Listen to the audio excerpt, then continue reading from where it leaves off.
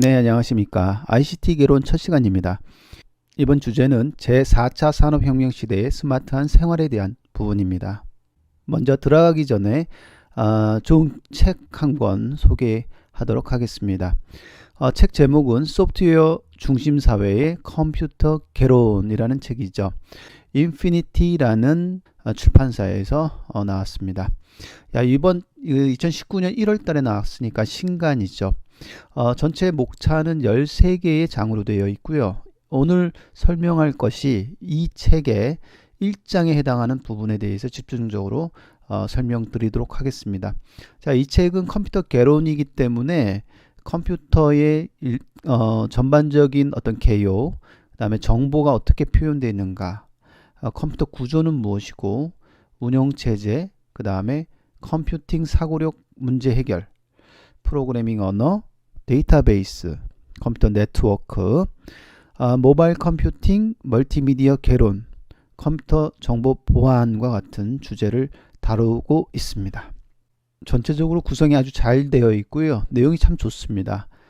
자, 먼저 들어가기 전에 ICT, Information Communication Technology죠. 정보통신 기술의 역사를 좀 살펴보도록 할게요. 1970년대, 80년대 초로 가게 되면 이때 컴퓨터는 메인프레임이라고 해서 굉장히 크고 그 다음에 일반 개인이 이런 컴퓨터에 접근하기가 참 어려웠습니다. 한 나라의 어떤 정부기관, 공공기관, 조직, 그 다음에 금융기관, 그때 당시에 컴퓨터라고 하는 것은 그래서 개인이 접근할 수 있는 그런 부분은 아니었죠.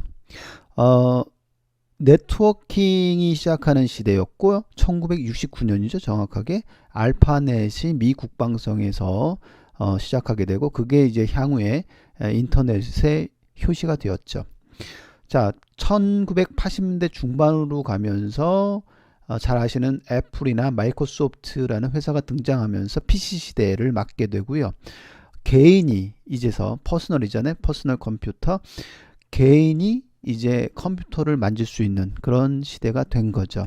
1990년도에 월드와이드 웹 기술과 1995년도에 자바 프로그래밍 언어, 객체지향 언어를 제일 잘 구현했다는 자바 프로그래밍 언어가 탄생이 되면서 PC 시대를 넘어서 인터넷 시대가 도래한 것이죠.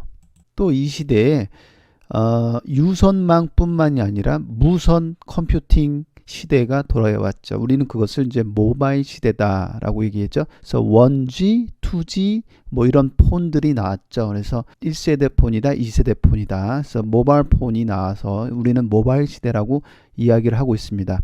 자, 그런데 2007년도에 스마트폰이 나옵니다. 2007년도에 미국에서 아이폰이 등장하게 되고 이때부터 스마트 혁명, 모바일 혁명이 일어나게 되는 것이죠. 아이폰, 안드로이드 폰이 나오고 그 다음에 앱스토어가 나오고요.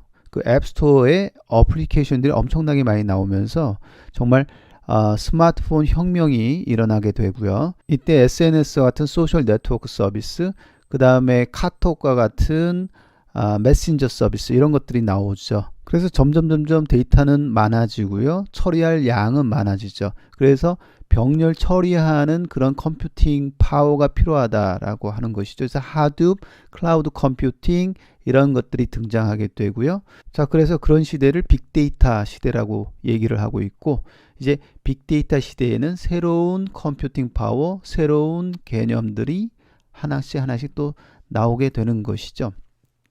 그 이후에 정말 우리가 따라갈 수 없을 정도의 그 ICT 기술은 굉장히 급속도로 진보하게 됩니다. 모든 사물을 연결하자라는 초연결 시대가 도래했고요. 그 다음에 증강현실, 가상현실 시대가 도래했습니다. 자, 그 다음에 인공지능, 딥러닝 시대가 도래하면서 명실상부한 스마트 시대로 들어가게 되는 것입니다. 자, 하나씩 이제 본격적으로 우리가 어떻게 변화가 있었는지 살펴보도록 하시죠. 자, 가장 큰 혁명은 우리가 스마트폰 혁명이라고 얘기하는데 2007년이에요. 2007년 그러면 이전에는 어땠냐? 정보기술이 1990년대 말이죠. 1990년대 말에 인터넷 기업이 등장합니다. 여러분 잘 알고 있는 구글, 아마존, 이베이, 네이버, 다음, 텐센트 같은 그런 닷컴 기업들이 나오게 되고요. 이런 닷컴 기업들은 굉장히 주목을 받아요. 그러니까 이 기업에 투자하면 정말 이제 뭐 돈 엄청나게 벌 거야라고 하는 그런 형태가 되기 때문에 이런 기업들이 이제 나스닥, 코스닥 이런 거에 상장이 되면서 이 그 나스닥 주가 지수를 한번 보시면 아시겠지만 굉장히 높게 확 버블이 있으면서 높게 올라가는 그런 현상을 보이게 되는데 실제 투자한 만큼 효과는 수익 효과는 별로 거둘 수 없었던 그런 시대가 됐거든요. 그래서 나스닥의 주가가 99년도에 폭락하게 되죠. 그래서 닷컴 버블이 붕괴되는 그런 형태가 되겠습니다. 그래서 이제 1세대의 인터넷 기업이라고 하는 기업들 중에 거의 반 이상이 다 문을 닫게 되는 그런 형태가 된 거죠. 그렇지만 이 1세대의 기업 중에서 탄탄하고 아이디어가 좋은 기업들은 꿋꿋하게 살아남는 그런 형태가 되고 필요 없는 닷컴 기업들은 잘 정리가 되는 그런 형태가 되었습니다. 자, 이렇게 가다가 2007년도에 애플의 스마트폰, 아이폰이 등장하게 되죠. 자, 왜 우리가 스마트폰 혁명이라고 얘기를 하느냐? 자, 스마트폰이 출시된 지 불과 1년 만에 대중화가 됐다. 한번 보세요. 라디오와 같은 애는 사용자 규모가 5천만 명에 도달하는 데까지 소요된 시간, 대중화가 된 시간이 38년 걸렸어요. TV는 13년, 인터넷은 4년, 페이스북은 3.5년 걸렸는데 스마트폰은 단 9개월 만에 대중화가 됐다라는 것이죠. 그래서 우리는 이것을 스마트폰 혁명이다 이렇게 이야기할 수 있는 것입니다. 자, 이렇게 스마트폰 혁명을 통해서 나온 그 이후 2007년 이후의 모습은 어떠냐? 닷컴 시대와 다르게 새로운 IT 비즈니스를 창출하게 되는 것이죠. 그래서 2010년 이후에 소셜 네트워크 서비스, 페이스북, 트위터죠. 그 다음에 메신저 서비스, 카톡과 같은, 다음에 클라우드 컴퓨팅, 그 다음에 공유경제 비즈니스.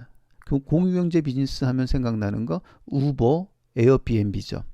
자, 이런 것들이 새롭게 등장합니다. 그래서 1세대의 스마트폰 혁명 이전의 1세대의 기업들보다는 2세대의 새로운 비즈니스 모델을 가지고 기업이 나오게 되고 이런 기업들은 시가총액 세계 시가총액 상위 10대 기업 안에 애플, 아마존, 구글, 마이크로소프트, 페이스북, 알리바바, 텐센트와 같은 10대 기업에 7개의 기업이 들어갈 만큼 IT 기업이 다 차지하게 되는 그런 형태가 되는 것이죠.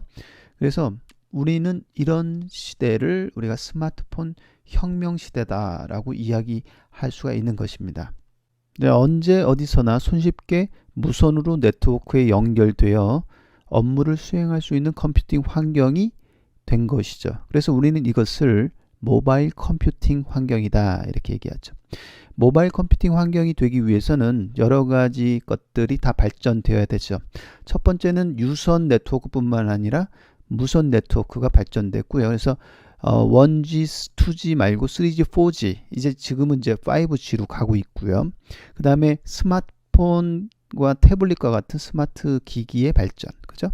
그 다음에 아이폰, 안드로이드 같은 폰에 들어가는 운영체제, 미들웨어, 그 다음에 어플이라고 그러잖아요. 응용 프로그램 앱의 발전, 그죠? 앱스토어를 중심으로 엄청나게 많이 어플리케이션이 만들어졌고요. 그 다음에 서버, 연결된 서버의 자원을 공유하는 클라우드 컴퓨팅 기술에 발전하게 된 것입니다. 이런 발전 때문에 우리가 모바일 컴퓨팅 언제 어디서나 손쉽게 네트워크에 연결해서 업무를 수행할 수 있는 그런 컴퓨팅 환경으로 되어진 것이죠. 네, 그래서 2016년도입니다.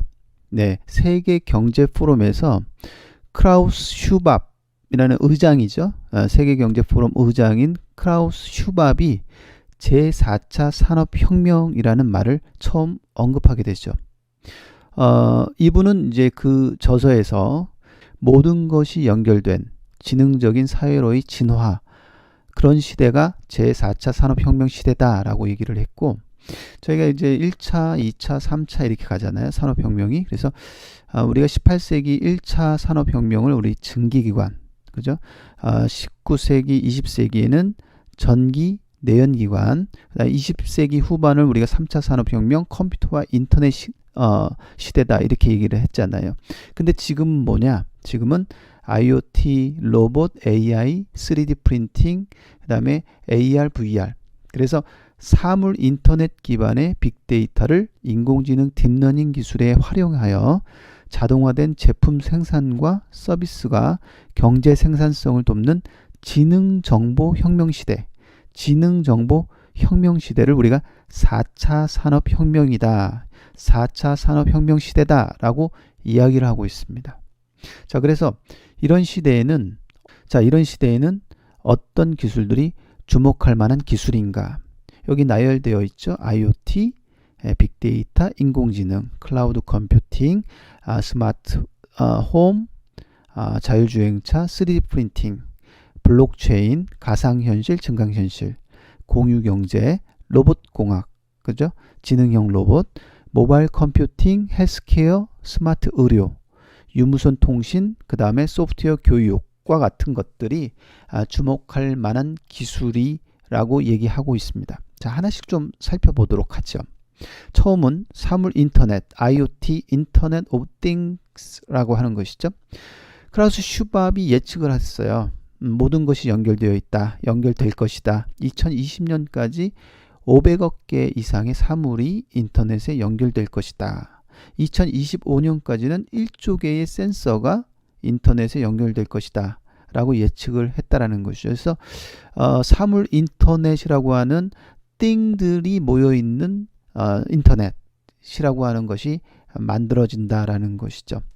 자, 이런 띵 속에서 굉장히 많은 사물들이 연결돼서 데이터를 생성해내는데 그것을 이제 빅데이터라고 얘기하죠.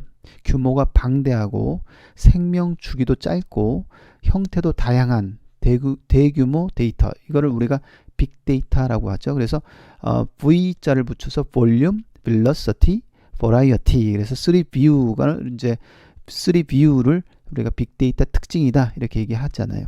자, 빅데이터 기술은 그래서 이런 빅데이터를 생성하고 수집, 저장, 처리, 분석해서 가치를 추출하고 그 결과를 표현해서 의사결정에 사용하도록 하는 기술, 이것이 이제 빅데이터 기술이 되는 것이죠. 자, 이 빅데이터 기술은 이제 우리 빅데이터 시간에 아주 자세히 상세히 설명드리도록 하겠습니다. 자, 그 다음에 사물 인터넷과 빅데이터는 그럼 무슨 관계가 있느냐? 자, 이런 사물 인터넷 그러면 뭐라고 그랬어요? 지구상에 있는 모든 사물들이 네트워크를 생성해서 IoT 센서 네트워크가 생성돼서 그들이 이제 집으로 들어가면 스마트 홈, 오피스로 들어가면 스마트 오피스, 공장으로 들어가면 스마트 팩토리, 병으로 들어가면 스마트 호스피털, 도시면 스마트 시티, 이런 식이죠. 자, 그런 공간에서 네트워크를 형성한 IoT 사물 인터넷 환경이 도래하게 됐고, 이런 사물 인터넷 환경에서는 데이터들이 생성되고 그 다음에 그런 생성된 것이 데이터가 아니라 빅데이터가 되는 그런 형태가 된다라는 것입니다. 자, 이런 IoT 센서 환경 중에서도 스마트 홈을 쳐다보면은 스마트 홈은 이제 다양한 스마트 홈, 집에서의 기기, 가정에 어떤 기기가 있죠? 굉장히 많은 기기들이 있잖아요. 그것이 인터넷을 통해 원격으로 모니터링해서 자동화를 지원하는 기술, 이게 스마트 홈이죠. 그래서 이 스마트 홈을 중심으로 하는 것이 이제 중심에 있는 것이 인공지능 스피커, AI 스피커라고 얘기하죠. 그 AI 스피커가 사용자와 스마트 기기의 중간 연결고리 역할을 해서 원격이나 음성 인식으로 스마트 홈 기기를 제어하는 허브 장치, 이걸 이제 AI 스피커, 인공지능 스피커가 그런 역할을 담당한다라는 것이죠. 자, 이런 것들이 갖춰져 있는 환경, 스마트 홈이라고 이야기하고 있습니다. 자, 그 다음에 알파고와 인공지능에 대해서 한번 볼까요? 2016년이죠. 얼마 안 됐습니다. 이세돌 구단과 알파고라는 것이 바둑 경기를 뒀는데 이세돌 구단을 알파고가 4대1로 승리를 하게 되죠. 그러면서 굉장히 센세이션 했죠.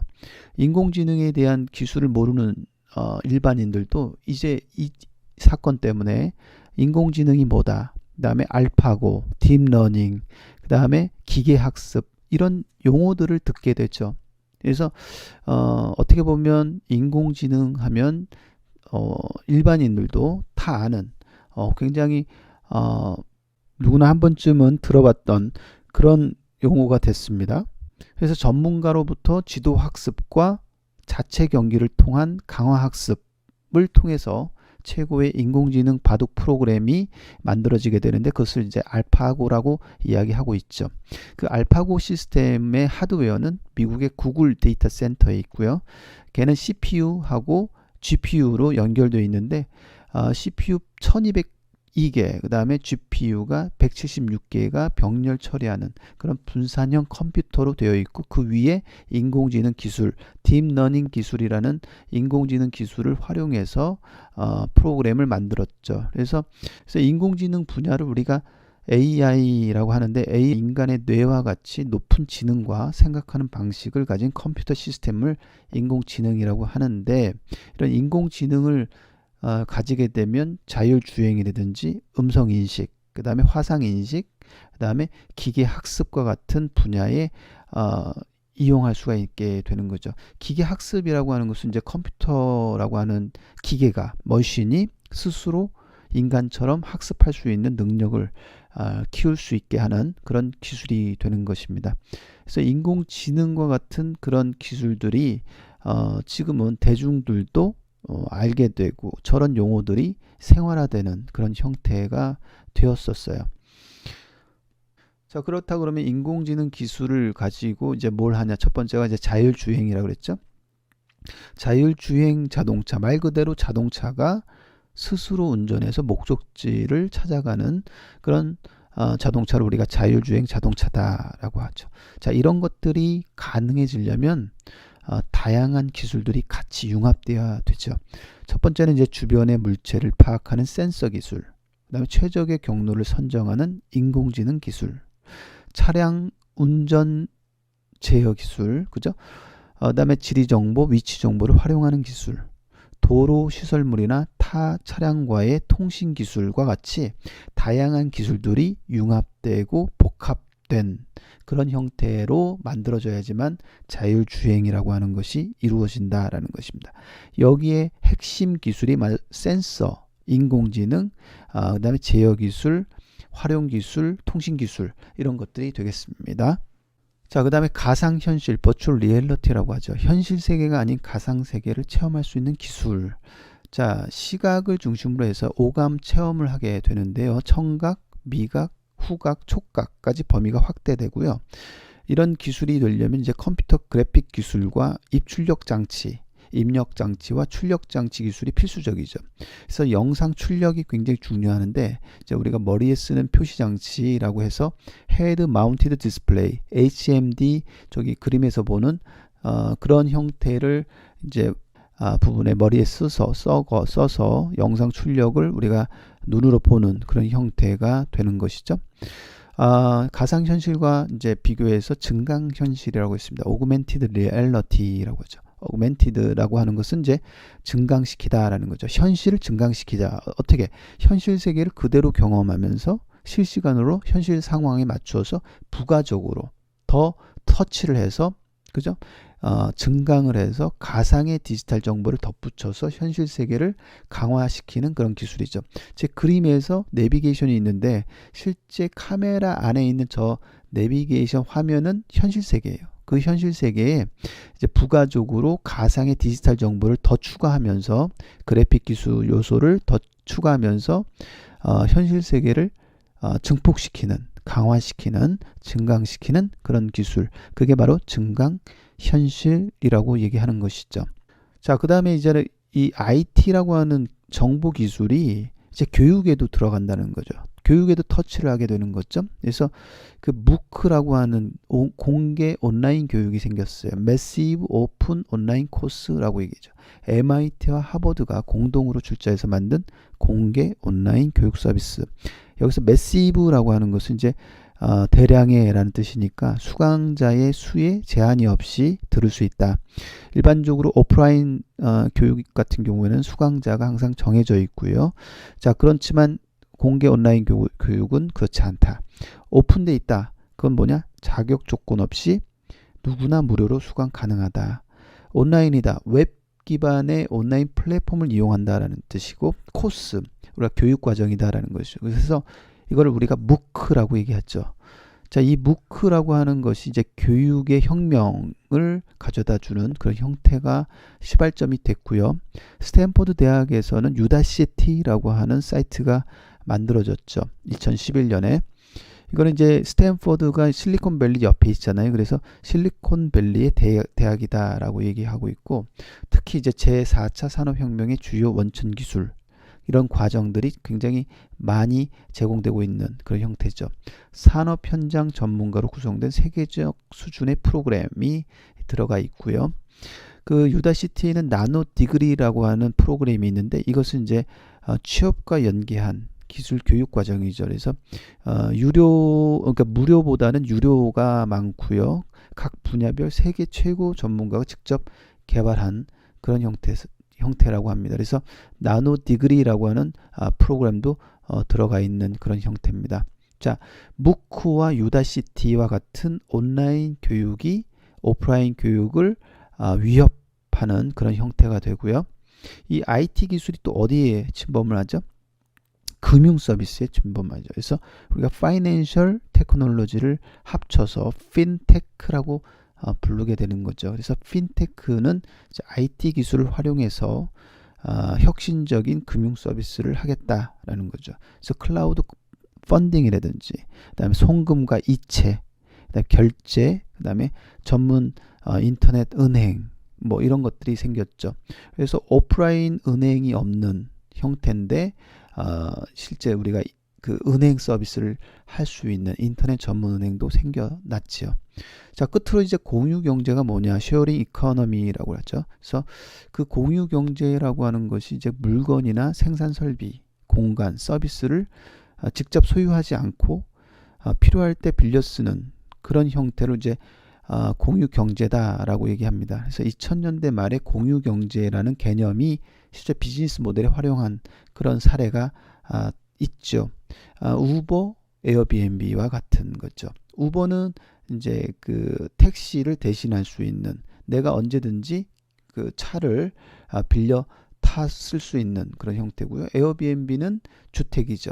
그래서 호텔이나 주택을 내가 필요할 때마다 여행 가서 빌려 쓸 수 있는 그런 공유 경제 비즈니스가 등장이 됐다라는 겁니다.